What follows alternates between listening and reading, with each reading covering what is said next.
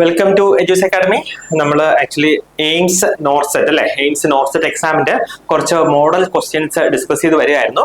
അപ്പൊ നമ്മൾ ഇന്ന് അതിന്റെ, അതായത് കഴിഞ്ഞ ക്ലാസ്സിന്റെ കണ്ടിന്യൂഷൻ ആയിട്ട് ബാക്കി കുറച്ച് ക്വസ്റ്റ്യൻസ് കൂടെ നമുക്ക് ഇന്ന് ഡിസ്കസ് ചെയ്യാം കേട്ടോ. ആക്ച്വലി ഇത് നമ്മളിപ്പം ഫോക്കസ് ചെയ്യുന്നത് എയിംസ് നോർസെറ്റ് 8 എക്സാം, അതായത് ഇപ്പം കോൾ ഫോർ ചെയ്തിരിക്കുന്ന എക്സാം ആണ്.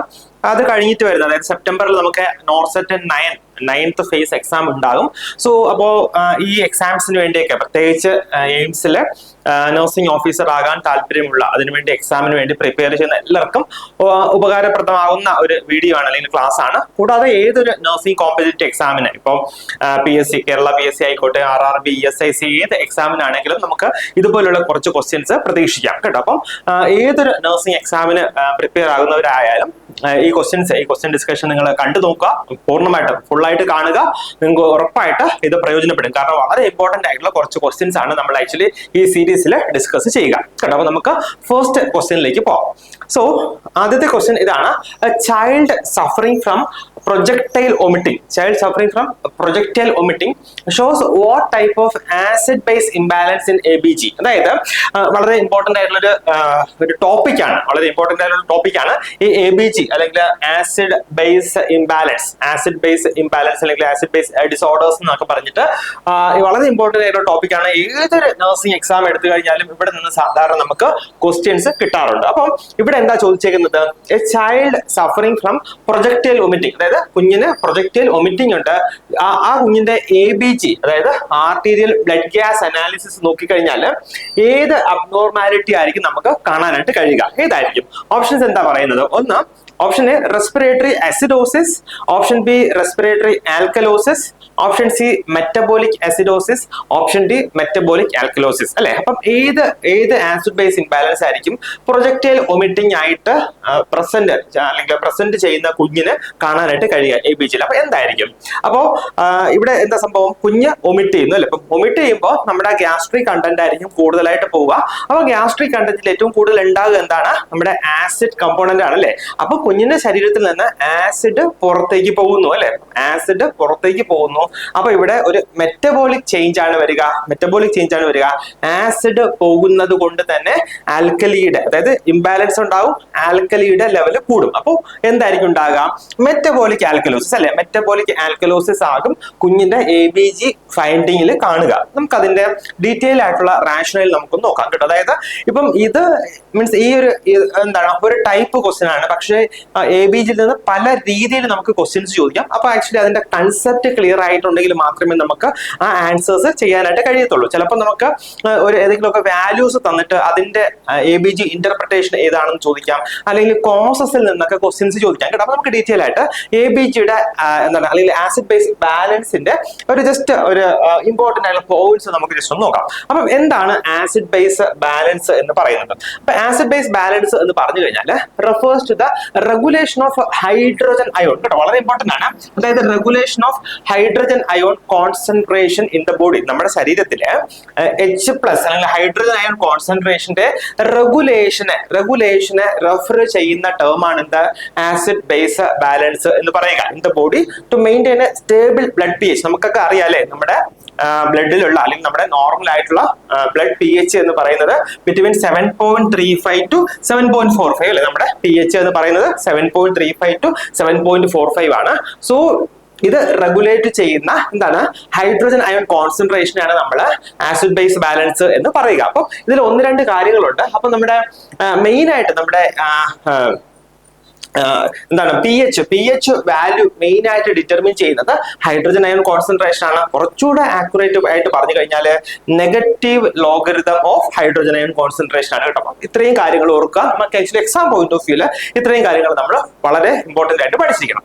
Next, key components of acid base balance. നമ്മുടെ ആസിഡ് ബേസ് ബാലൻസിന്റെ കീ കമ്പോണൻസ് അല്ലെങ്കിൽ ഡിറ്റർമിൻ ചെയ്യുന്ന ഫാക്ടേഴ്സ് എന്തൊക്കെയാണ്? അപ്പം ഒരു കാര്യം നമ്മൾ പറഞ്ഞു, ഇമ്പോർട്ടന്റ് ആയിട്ടുള്ള കാര്യം എന്തായിരുന്നു? pH ആയിരുന്നു. സോ pH കൂടാതെ വേറെ പല കമ്പോണൻസും നമ്മുടെ ആസിഡ് ബേസ് ബാലൻസിനെ ഡിറ്റർമിൻ ചെയ്യുന്നുണ്ട്. എന്തൊക്കെയാണ്?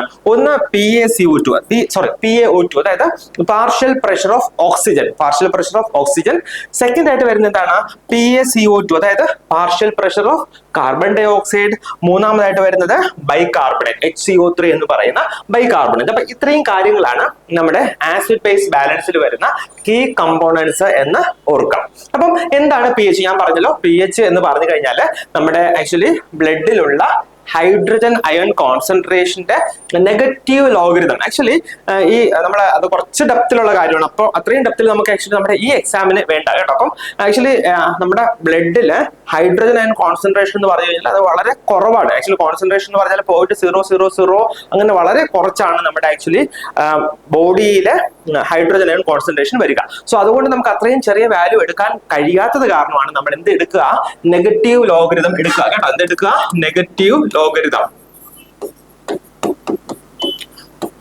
അതുകൊണ്ടാണ് നമ്മൾ നെഗറ്റീവ് ലോഗരിതം എടുക്കുക എന്ന് ഓർക്കുക കേട്ടോ. അപ്പം നോർമൽ pH എന്ന് പറയുന്നത് 7.35 to 7.45 ആണ്. അത് എന്താ ഇൻഡിക്കേറ്റ് ചെയ്യുന്നത്? Indicates if the blood is acidic or alkaline. അതായത് 7.35 കുറഞ്ഞിട്ടാണ് നമ്മുടെ ബ്ലഡ് pH വരുന്നത് എങ്കിൽ അതിന്റെ ഇന്റർപ്രിട്ടേഷൻ എന്താണ്? നമ്മുടെ ബ്ലഡ് ആസിഡിക് ആണ്. 7.45 മുകളിൽ വരികയാണെങ്കിൽ എന്താണ്? അത് നമ്മുടെ ബ്ലഡ് ആൽക്കലൈൻ ആണ് എന്നാണ് പറയുക. അപ്പൊ ഒരു ന്യൂട്രൽ pH എന്ന് പറഞ്ഞു കഴിഞ്ഞാൽ ഇൻ ആൻഡ് അറൌണ്ട് 7.4 ആണ് എന്ന് ഓർക്കുക കേട്ടോ. ഇത്രയും കാര്യങ്ങൾ ഈ pHന്റെ കാര്യത്തിൽ നമ്മൾ ഓർക്കാം. Next PaCO2. എന്താണ് PaCO2 എന്ന് പറയുക? PaCO2 എന്ന് പറഞ്ഞു കഴിഞ്ഞാൽ partial pressure of carbon dioxide. എന്താണ്? Partial pressure of carbon dioxide. ഇതിന്റെ നോർമൽ വാല്യൂ എത്രയാ വരിക? PaCO2ന്റെ നോർമൽ വാല്യൂ എത്രയാ വരിക? 35 to 45 യൂണിറ്റ് ഇമ്പോർട്ടന്റ് ആണ്, മില്ലിമീറ്റേഴ്സ് ഓഫ് മെർക്കുറി കേട്ടോ. PaCO2ന്റെ നോർമൽ റേഞ്ച് വരിക 35 to 45 മില്ലിമീറ്റേഴ്സ് ഓഫ് മെർക്കുറി ആണ്. ഇത് ആക്ച്വലി നമ്മുടെ ആസിഡ് ബേസ് ബാലൻസിന്റെ റെസ്പിറേറ്ററി കമ്പോണന്റ്. എല്ലാവർക്കും അറിയാമല്ലോ, CO2 എന്ന് പറയുമ്പോൾ എന്താണ്? ഡീൽസ് വിത്ത് ദ റെസ്പിറേഷൻ അല്ലേ? നമ്മുടെ റെസ്പിറേഷനുമായിട്ട് റിലേറ്റ് ചെയ്തിട്ട് വരുന്നതാണ് ഈ CO2 കമ്പോണന്റ്. അപ്പം ഈ PaCO2 partial pressure of carbon dioxide എന്ന് പറഞ്ഞു കഴിഞ്ഞാൽ respiratory component of acid base balance ആണെന്ന് ഓർക്കുക. സോ ഇവിടെ രണ്ട് കാര്യങ്ങൾ അല്ലെങ്കിൽ രണ്ട് സിനാരിയോ വരാം. ഒന്ന് ഹൈ PaCO2, അതായത് നമ്മുടെ partial pressure of carbon dioxide കൂടാം. എങ്ങനെയാണ്?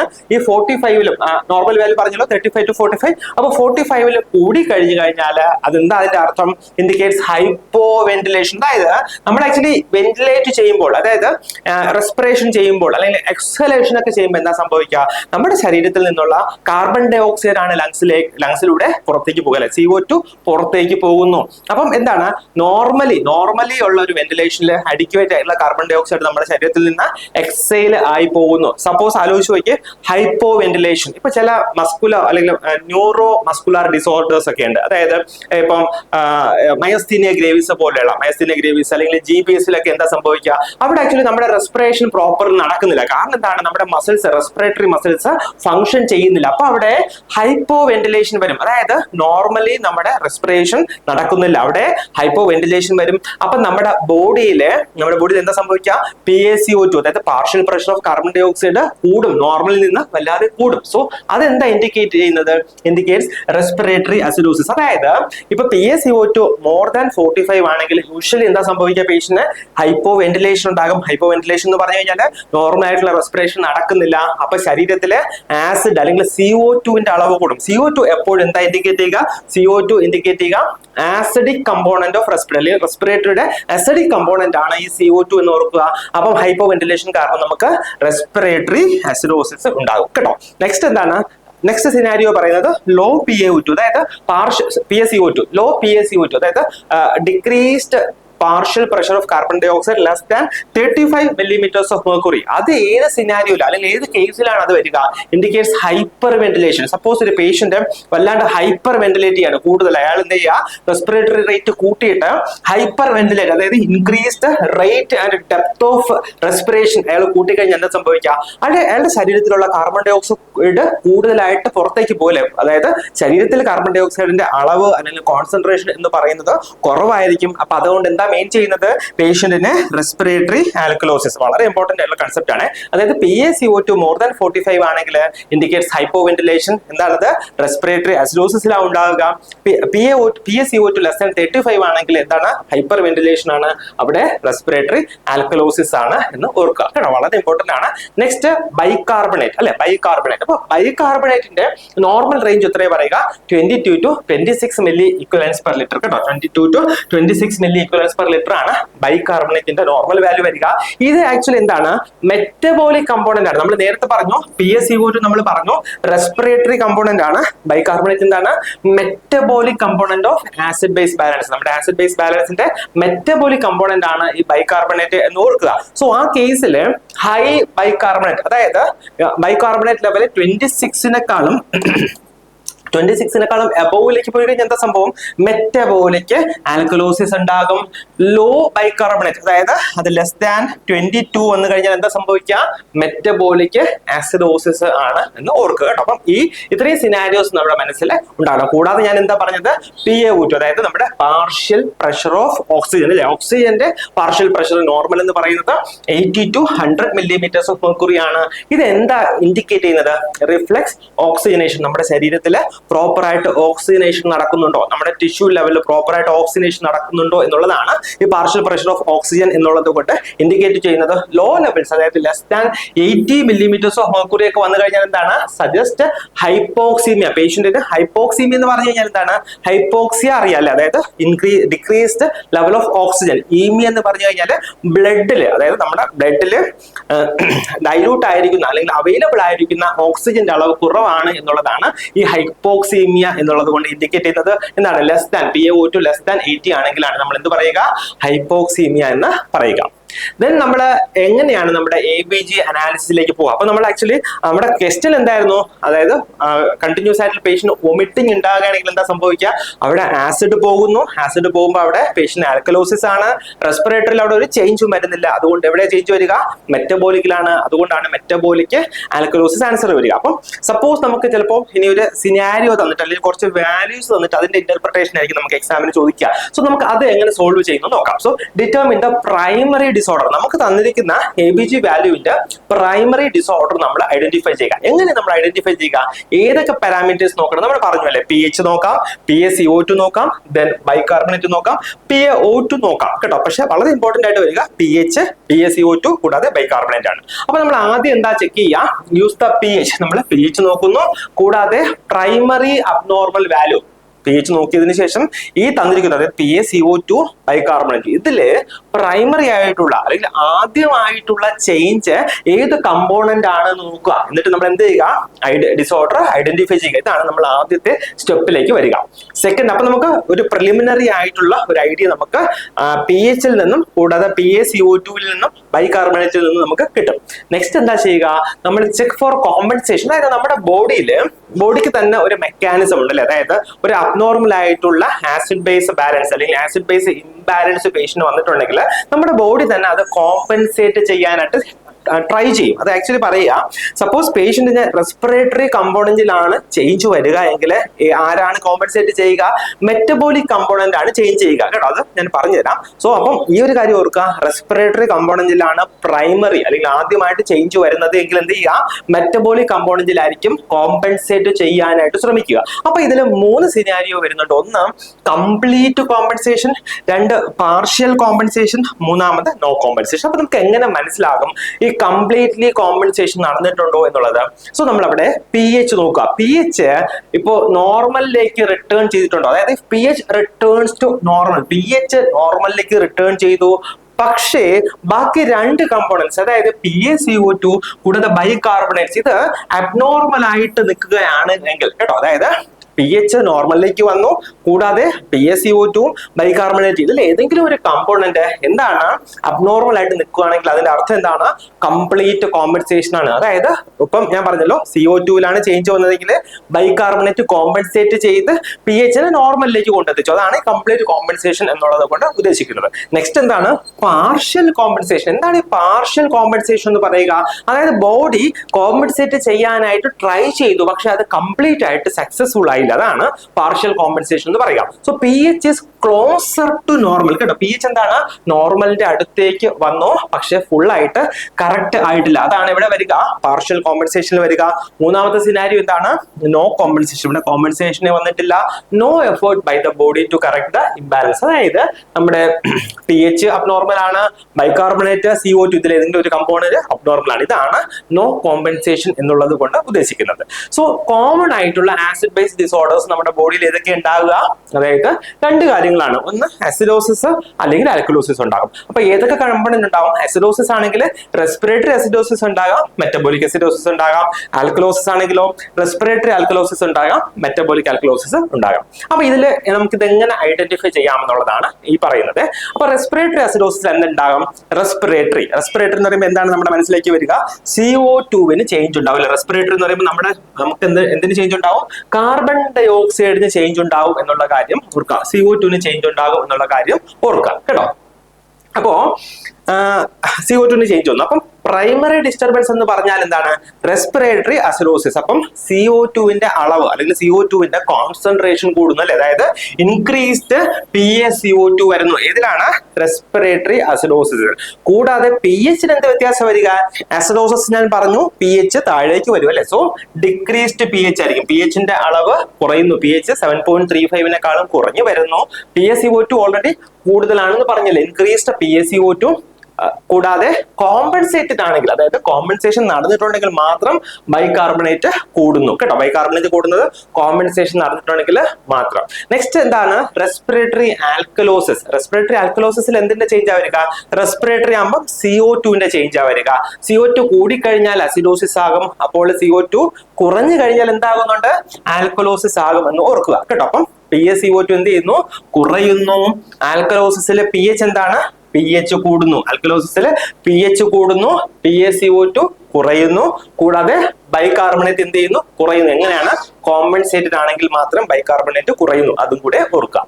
മൂന്നാമത്തെ കാര്യം എന്താണ്, മെറ്റബോളിക് അസിഡോസിസ്. മൂന്നാമത്തെ എന്താണ്, മെറ്റബോളിക് അസിഡോസിസ്. അപ്പം മെറ്റബോളിക് എന്ന് പറയുമ്പോൾ എന്താ സംഭവം, അവിടെ ബൈകാർബണേറ്റിൽ ആ ചേഞ്ച് വരിക.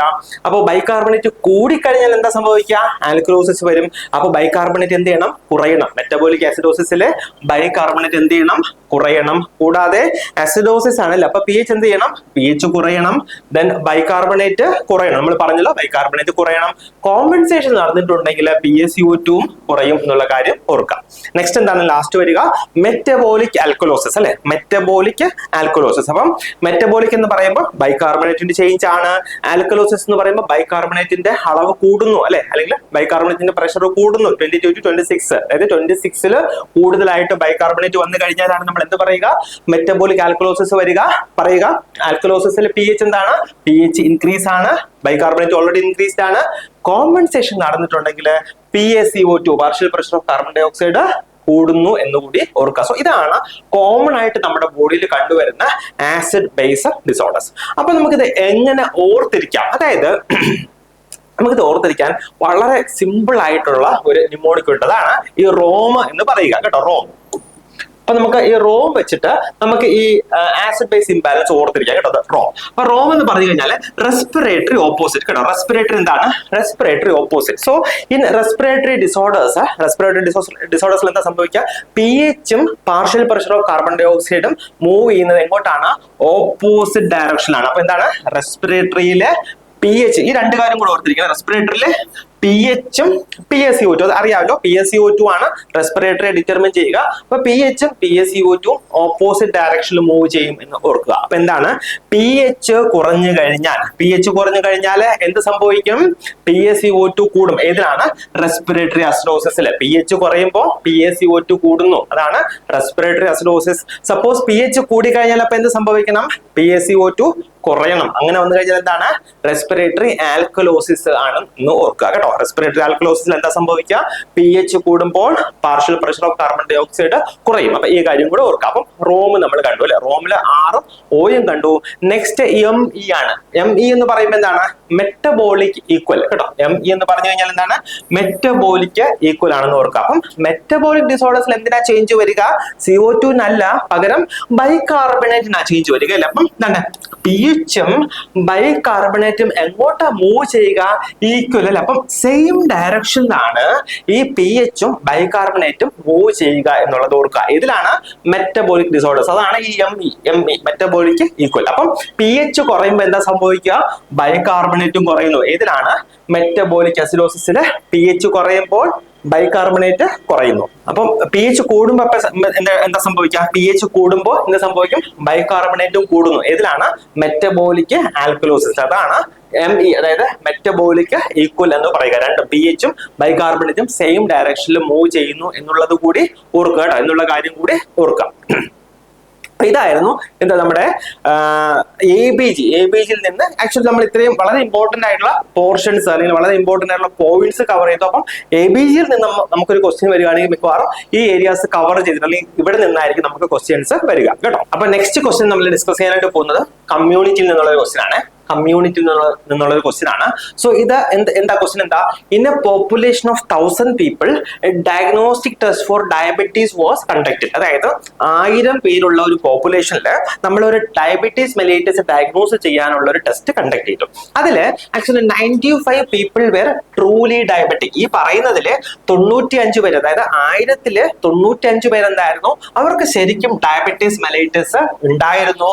While 905 were non diabetic. അതായത് 905 പേര് എന്താണ്? നോൺ ഡയബറ്റിക് ആയിരുന്നു, അവർക്ക് ഡയബറ്റീസ് ഇല്ലായിരുന്നു.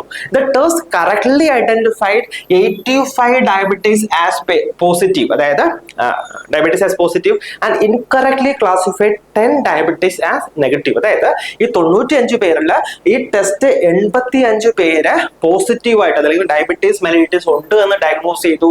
അതേസമയം 10 പേര് എന്ത് ചെയ്തു? അവർക്ക് ഡയബറ്റീസ് മെലിറ്റസ് ഇല്ല എന്ന് ഈ ടെസ്റ്റ് കൺക്ലൂഡ് ചെയ്തു കേട്ടോ. അതായത് 95 പേരിൽ 85 പേർക്ക് ഡയബറ്റീസ് ഉണ്ടെന്നും 10 പേർക്ക് ഡയബറ്റീസ് ഇല്ല എന്നും ഈ ടെസ്റ്റ് ഐഡന്റിഫൈ ചെയ്തു.